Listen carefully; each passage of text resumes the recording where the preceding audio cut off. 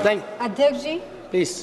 आपने इस महत्वपूर्ण विषय पहलगाम हमला और ऑपरेशन सिंदूर पर मुझे बोलने का मौका दिया। मैं आपका धन्यवाद देना चाहती हूँ।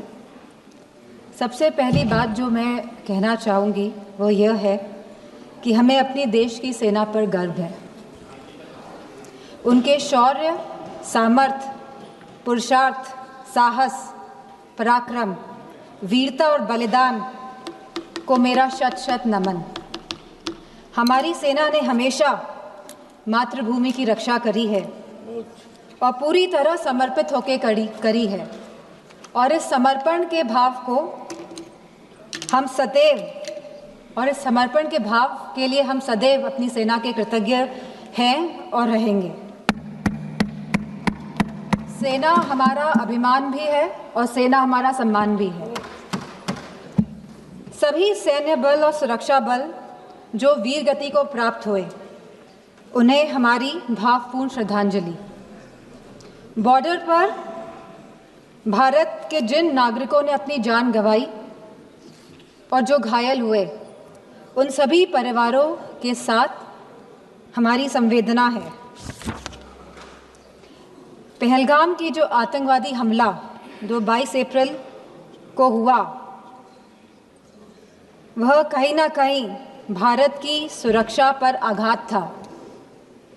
जहां एक तरफ सरकार यह कह रही थी कि सब कुछ नॉर्मल है कश्मीर पे, तो कहीं ना कहीं इस सरकार ने नेशनल सिक्योरिटी की कीमत पर कश्मीर में नॉर्मलसी का जो नैरेटिव सेट करने की कोशिश करी। पहलगाम की घटना कहीं ना कहीं उसी का अंजाम भी है। हमारा सवाल सीधे सरकार से यह है कि आखिरकार यह घटना क्यों घटी। आखिरकार पहलगाम में बाइसान वैली में जहां हज़ारों टूरिस्ट रोज़ जा रहे थे अपने परिवारों के साथ, और मैं पूछना चाहूँगी सरकार से कि अगर आपके परिवार के या हमारे परिवार का कोई भी सदस्य कश्मीर जाता, घाटी में घूमने जाता, तो बिना सिक्योरिटी के क्या आप उन्हें भेज देते? बिना किसी सुरक्षा के आप उन्हें भेज देते? तो क्या एक भारतीय की जान की कोई कीमत नहीं है?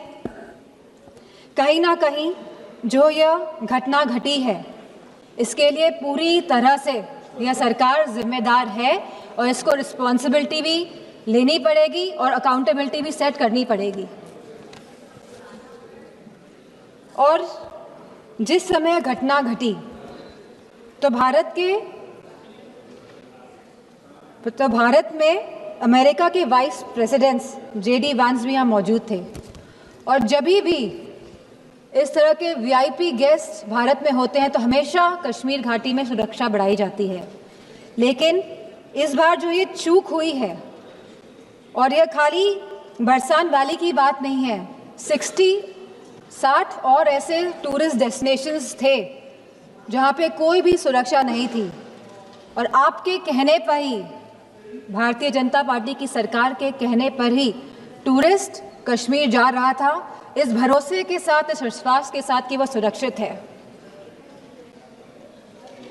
और यह जिम्मेदारी अंतोगत इस सरकार ने, भारतीय जनता पार्टी के नेताओं ने क्या कहा कि यह जिम्मेदारी टूर ऑपरेटर्स की थी वहाँ की सुरक्षा की, जो बहुत ही गैर जिम्मेदारा बयान है और सौस्ती इनकी संवेदनहीनता को भी दर्शाता है।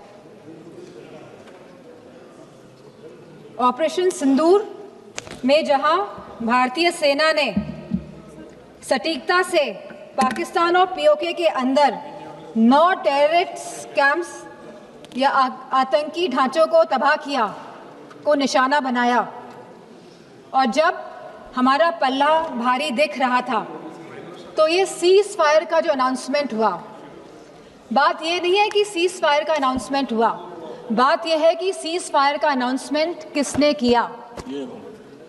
किसी भी भारत के मंत्री ने या कोई भी भारत के ऑफिशियल हैंडल से यह अनाउंसमेंट क्यों नहीं किया गया? भारत के देशवासियों को क्यों यह सूचना एक अमेरिका के राष्ट्रपति के द्वारा मिली? सवाल इस बात का है। सेम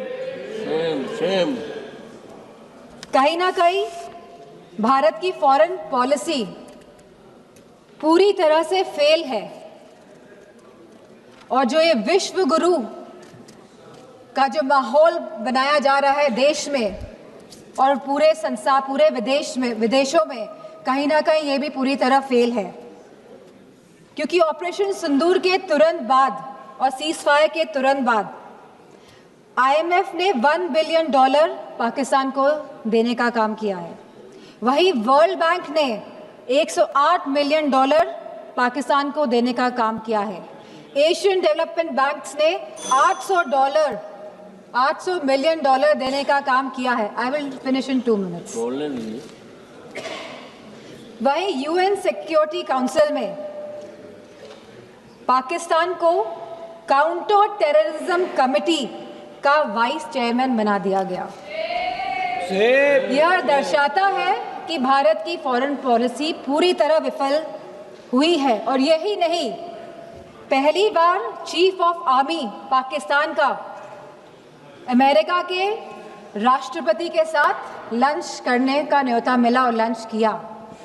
और बात यहीं पे समाप्त नहीं होती है। आज जनरल माइकल कुरेला को प्रेसिडेंट ऑफ पाकिस्तान ने प्रेस्टिजियस निशान-ए-इम्तियाज अवार्ड भी दिया है। तो ये रिश्ता जो पाकिस्तान का और जो अमेरिका का है, और इन रिश्तों के बीच में भारत का खड़ा है, सवाल इस बात का है। सवाल ये भी है कि अगर चीफ डिफेंस स्टाफ ने ये बात कही कि हमारे लड़ाकू विमान गिरे हैं, तो लड़ाकू विमान तो गिनती के हैं, आज नहीं तो कल तो पता ही चल जाएगा कि कितने लड़ाकू विमान गिरे। प्लीज मां। तो सरकार को क्या दिक्कत है बताने में? सर 2 मिनट्स कि please 1 minute, please conclude. Only 2 minutes last. 1 minute, 1 minute. कितने लड़ाकू विमान गिरे हैं, और ये लड़ाकू विमान जो गिरे हैं ये क्यों गिरे, ये भी सरकार को बताना पड़ेगा। सरकार पूरी तरह से, सरकार का इंटेलिजेंस फेलियर है।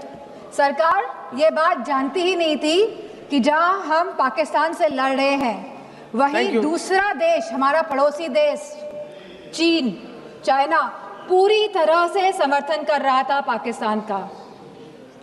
क्या ये इंटेलिजेंस फेलियर था या ये एक्शनेबल इंटेलिजेंस को इग्नोर किया गया?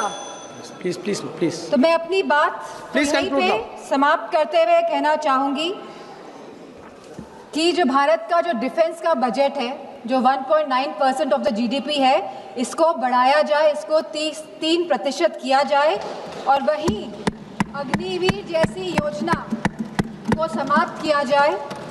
और जो लेटेस्ट टेक्नोलॉजी से जो आज लड़ाई हो रही है, जो वॉरफेयर चल रहा है, तो भारतीय जनता पार्टी की सरकार है, तो वो जागरूक बने इसके प्रति। धन्यवाद। Thank you. हमसे जुड़े रहने के लिए हमारे YouTube चैनल को सब्सक्राइब करें और नई वीडियो की नोटिफिकेशन के लिए बेल आइकॉन को दबाएं।